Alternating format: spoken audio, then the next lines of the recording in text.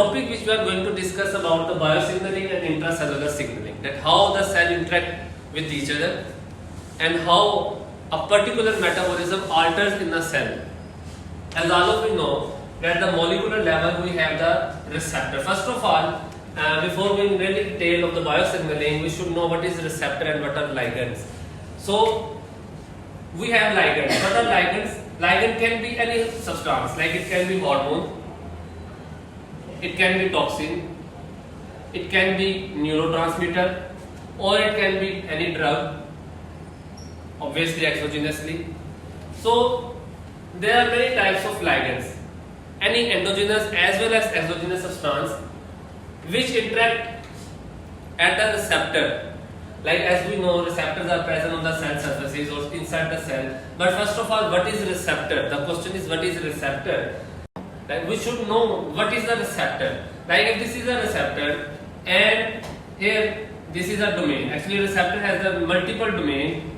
Meanwhile we just suppose that this is a domain and that domain where the ligand should bind. So this domain is known as ligand binding domain. So if the substance attached with the, you can say the substance or the any chemical compound or any macromolecule, actually receptors are the macromolecules and usually they are proteins. Why they are proteins? Because they are encoded by the genetic material. So if the ligand attached with the receptor and that particular substance produce a significant biological effect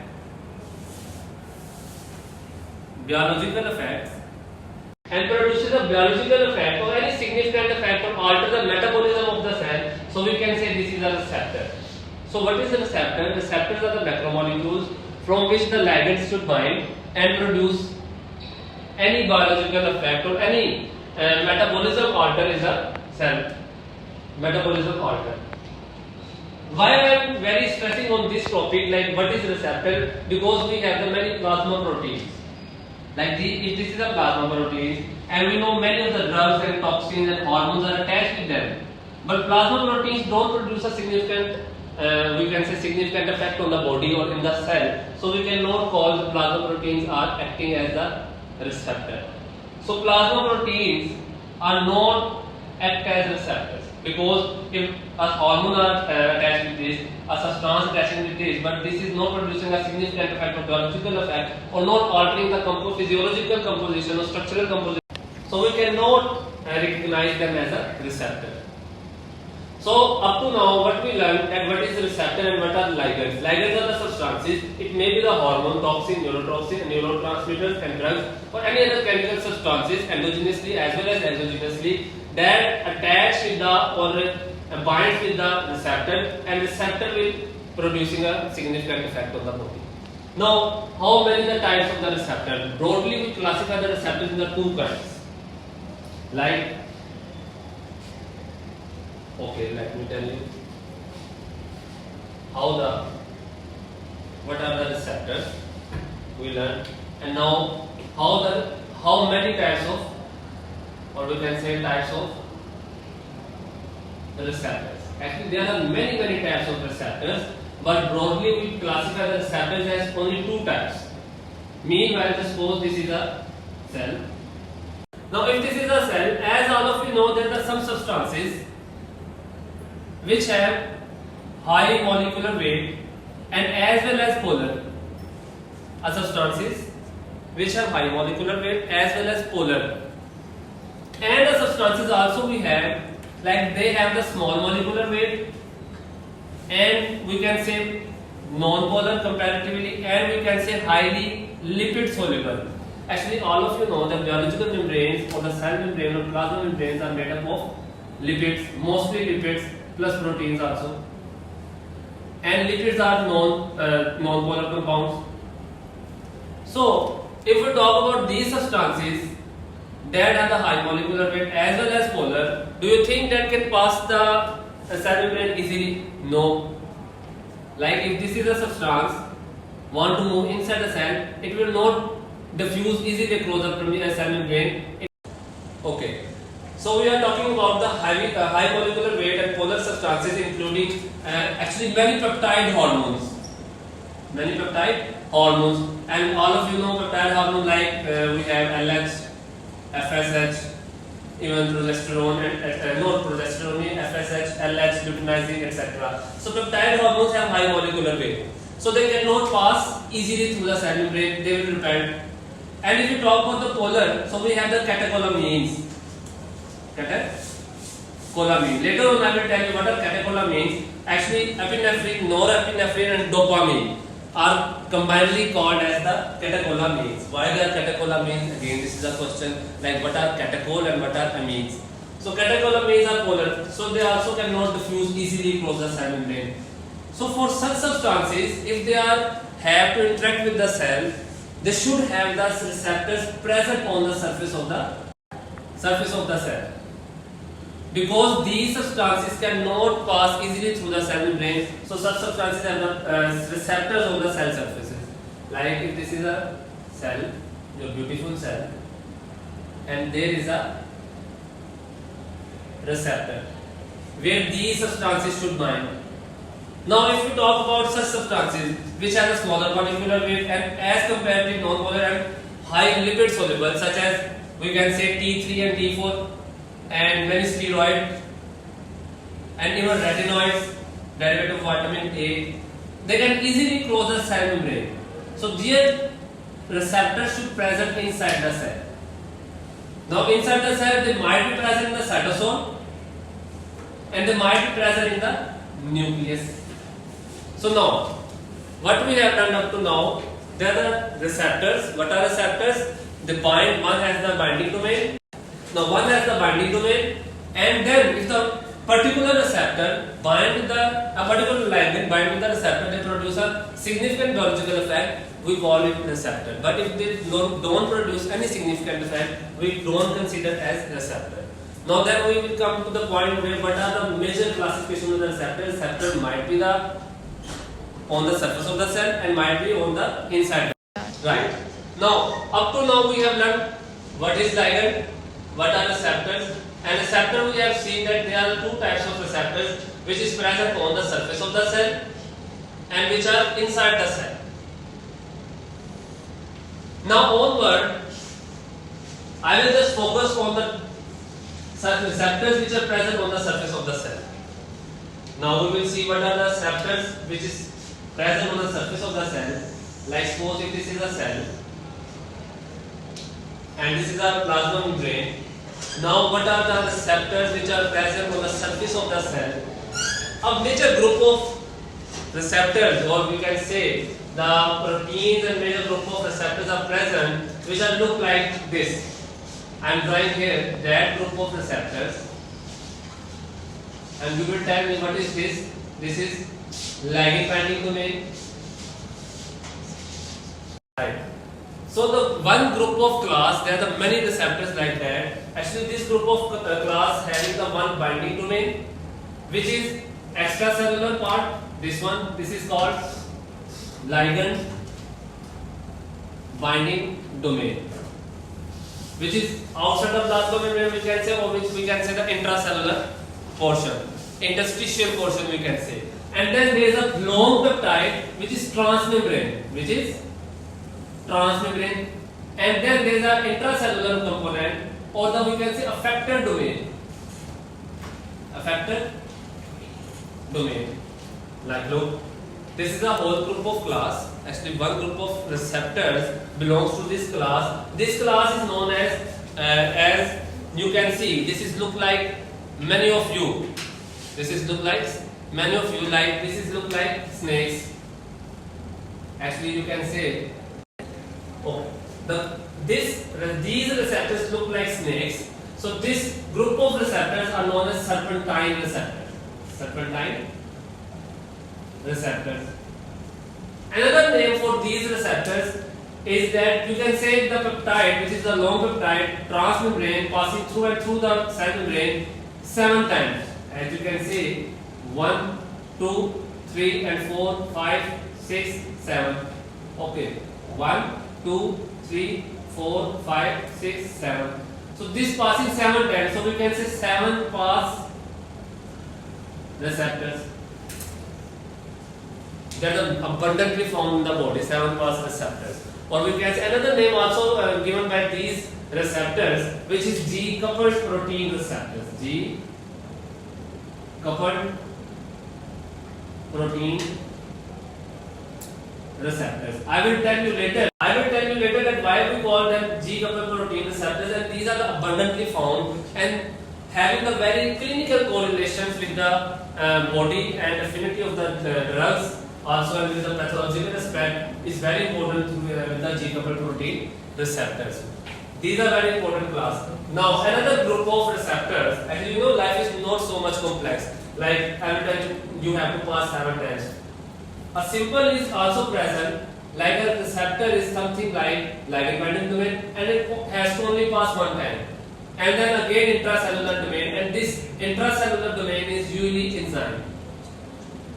Intracellular domain is usually enzyme. This is the portion where the ligand should bind. Then there is a transmembrane part or peptide, and then again there is a enzymatic effector domain. So this is also a group of class, and these are the group of receptors. And the third one, the major group of receptors belongs to the channels. Another group of class belongs to the channels. Like you can say,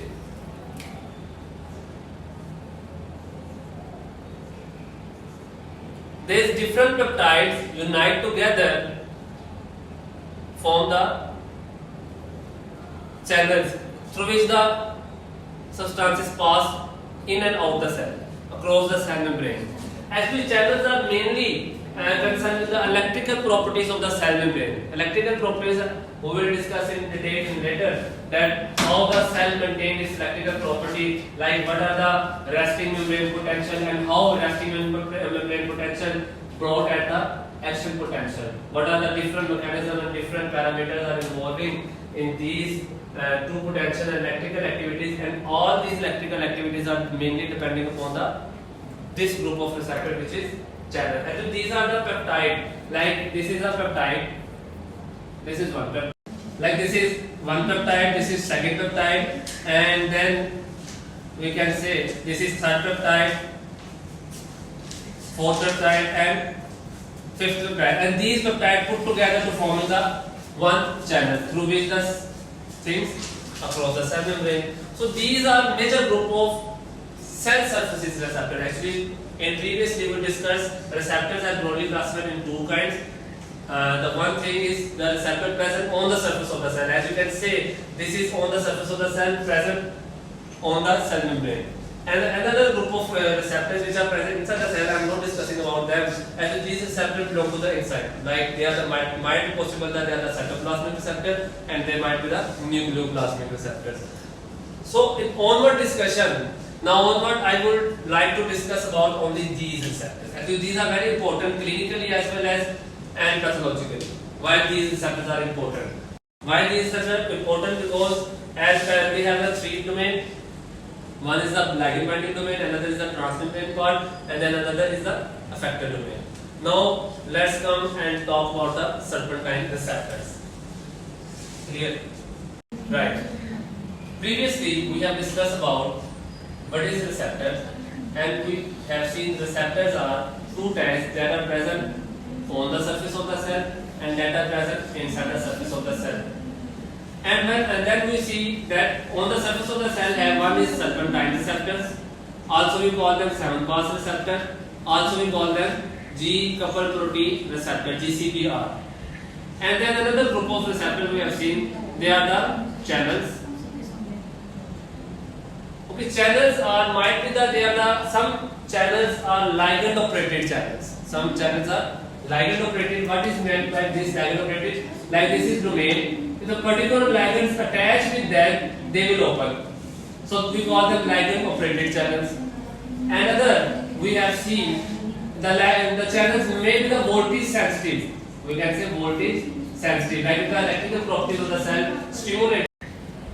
So some channels are voltage stimulated or voltage sensitive. So we can say voltage gated channels.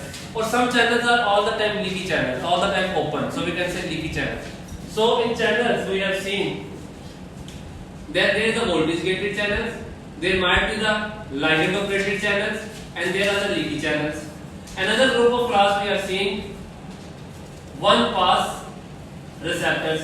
Also we can say one pass receptor as a enzyme linked receptor, because the second domain or the intracellular domain or the effector domain is belongs to the enzyme. So now onward, I would like to discuss about the 7 pass receptor. Like what are 7 pass receptors? Let us discuss a particular cell, and this is considered as a myocyte, and you have one extracellular domain, and then another part is 7 then pass through the cell membrane, and then the intracellular domain, which is effector domain. This is serpentine receptor. Now, at the ligand binding domain, a ligand should bind. What is the ligand? In this case, we just consider this happy ligand is epinephrine. Epinephrine. If this is epinephrine, or we can say myocyte, and then we should say this receptor is beta 1 adrenergic receptor. Beta 1 adrenergic receptors. Actually, I will tell you later what are the classification of the 7 pass receptors. I am not going in detail of the 7 pass receptor. There are the alpha 1 and alpha 2, beta 1, beta 2, beta 3 also. But meanwhile, just consider that. Right. So this is the receptor beta 1 adrenergic receptor. Epinephrine binds at the binding and ligand binding domain. And then now, actually inside the cellular level, what is the different cascade, or you can say amplification system are present in the cell? Whenever the epinephrine binds at the ligand binding domain, it will give the signals to that, and then that signal are provided inside the cell. Meanwhile, just suppose this domain is shut off, like if this domain is meanwhile inactive. When the ligand is not there, when the ligand is not attached over there, the intracellular or the effector domain is inactive, and inside in the plasmic protein, in the cytoplasm, there is a protein having the alpha component and another beta component and another gamma component. Okay, this protein has 3 components: alpha component, beta component and gamma component. Whenever this protein is known as, collectively this protein is G protein. This is G protein. Why we call it G protein? Actually, whenever this is the inactive stage, it holding GDP. Now this whole complex is known as G protein. This is G protein. This is G protein. What is G protein? Actually, in inactive phase, when there is no outside signaling present over there, the effector domain is inactive, and this G protein is not stimulated. This is inactive, and in the inactive state, it holding GDP, guanosine diphosphate. Now, if the epinephrine comes over there and it provides the signaling, and the effector domain should active, and providing the signals to the G protein, When G protein is stimulated, it acquires high energy molecule. It throws the GDP out and acquires GTP. Okay, before it, I would tell you that alpha and beta have the special linkage, and the alpha and gamma has also specific linkages. When the G protein was inactive and holding the GDP instead of GTP, it has the very good relationship with the beta domain and the gamma domain. But whenever the signal reaching over there and the effector domain has stimulated the GTP throw out the GTP and acquire the GTP. Now it is rich protein. It is rich protein, and and it behaves like all of you. Like whenever it has money, it throw out its poor friends. So alpha component will detach itself, having the GTP,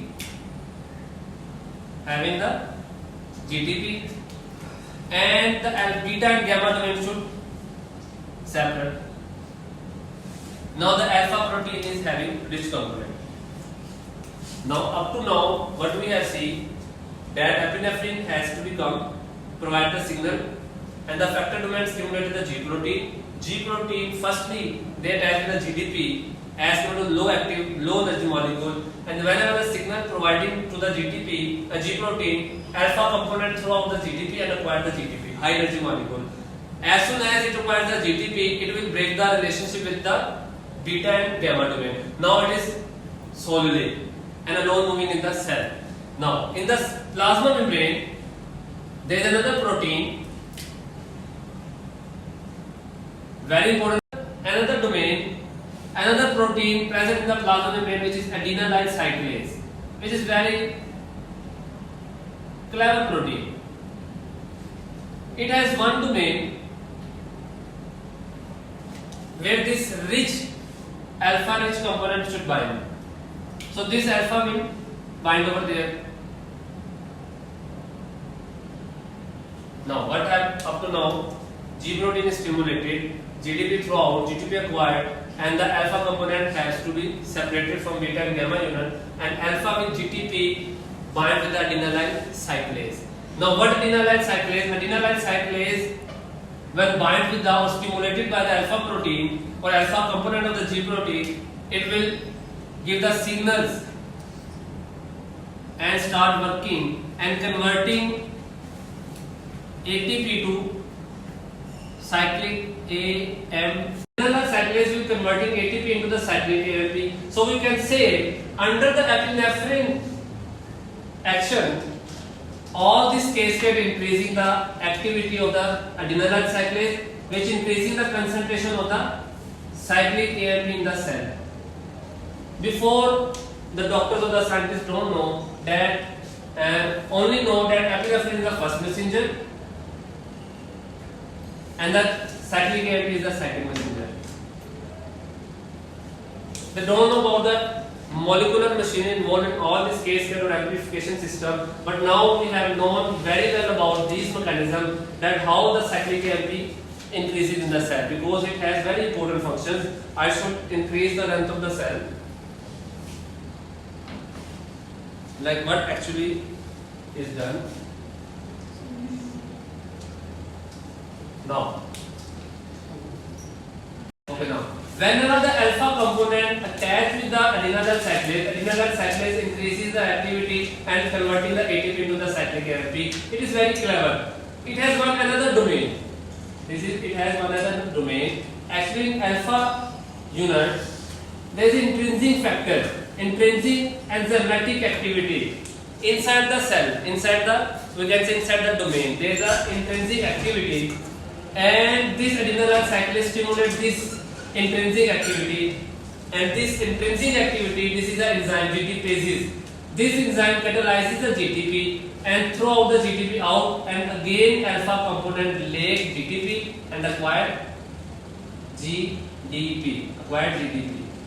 What I mean, this intrinsic factor, which is enzyme GTPases, which cleaves the GTP, and again alpha unit acquired the GDP, and again available to the and again make the relation with the beta and gamma, and again available for taking the or receiving the signals from the outside. Now up to now what we have done, there is a 7-pass receptor. Epinephrine binds at the ligand binding domain and it provides a signal at the intracellular level. At intracellular we have the G protein. When it is in activity, it is bound with the GTP, and when the signals have arrived, GDP throughout and GTP is acquired by alpha unit, and then alpha unit dissociates by the beta and gamma units and separate with the GTP, and this whole complex binds to the adenylate cyclase at the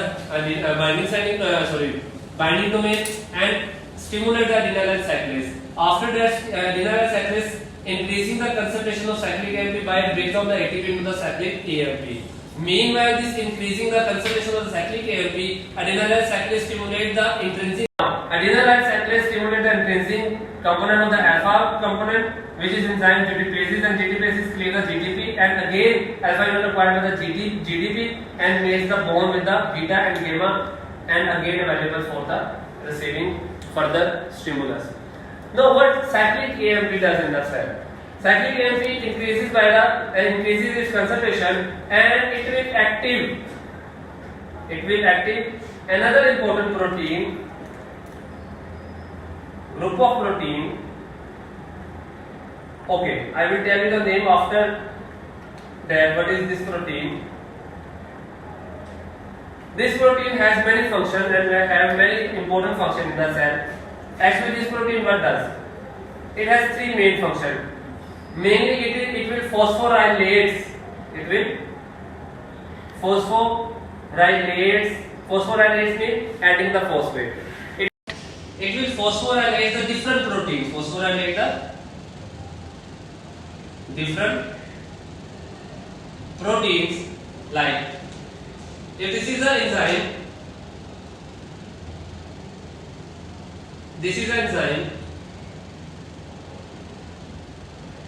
after that the phosphorylation it will be active, adding phosphate, and now it will be active.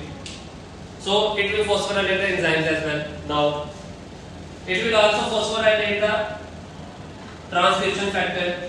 It will phosphorylate transcription factor, and transcription factor normally goes to the nucleus and alter the genetic material and alter the properties of the cell, increasing the synthesis of the proteins, and also alter the channels. Like if this is a channel in the cell membrane, and also it phosphorylates the channels present in the cell membrane. Like if this is a phosphorylated by this protein, and if this is a calcium channel, then what will be the movement of the calcium? Yes, what will be the movement of the calcium? Calcium will move inside the cell or outside the cell. If these channels stimulated by or phosphorylated by this protein, actually this protein has protein kinase A. Actually this group of proteins are protein kinase A. This kinase is protein actually phosphorylate. Like we can say, we also have the protein or enzyme hexokinase, glucokinase. What they does? They does the glucose into glucose 6-phosphate, adding the phosphate. So we can say kinase protein. Now, if I ask that this is a channel and this is phosphorylated by this protein, and if this is a calcium channel, what will be the movement of the calcium? Calcium will go outside the cell or will come inside the cell? Inside the cell, because calcium concentration is high outside the cell and calcium concentration is less inside the cell. So all the things or everything moves along the concentration gradient. So calcium moves inside. And now if this is a neuronal cell, and you have seen that the cell will become more electropositive, or we can say cell is the highly active, electrical stimulated. And now this is the one thing, how the electrical activity is stimulated or how the adrenergic receptor epinephrine has the effect on at the cellular level. In a nutshell, what we have seen, now we should summarize the one aspect of the adrenergic receptor or the serpentine receptor. Actually all these things are counter-regulated by another things. We will not discuss in this lecture what are the counter-regulatory mechanisms, like if the cyclic AMP formation in the cell or rising the concentration in the cell, it must be countered by another mechanism. Like there is no, there should be no cyclic AMP remain same inside the cell. There should be less concentration after forming the cyclic AMP. And again, if the protein kinase is stimulated, then there should be the phosphorylated proteins. There should be the counter mechanism to dephosphorylate them. So I am not discussing these mechanisms now. What we have seen up to now, that the serpentine receptors, epinephrine has to bind. There is a different cascade. Actually, these are the signaling, intracellular signaling, biosignaling. There is the intracellular amplification, intracellular cascading system. Like the epinephrine stimulate the beta-adrenergic receptor, beta-adrenergic affected domain stimulate the G protein. G protein initially have the GTP, but after the stimulation it throw off the GTP and acquire the GTP. After acquiring the GTP, alpha unit separate or dissociate with the beta and gamma and bind with the adenylyl cyclase. Adenylyl cyclase increase the cyclic AMP concentration inside the cell, as well as it will stop the alpha unit acquiring the GTP again and available for the transmission, and this cycle will repeat.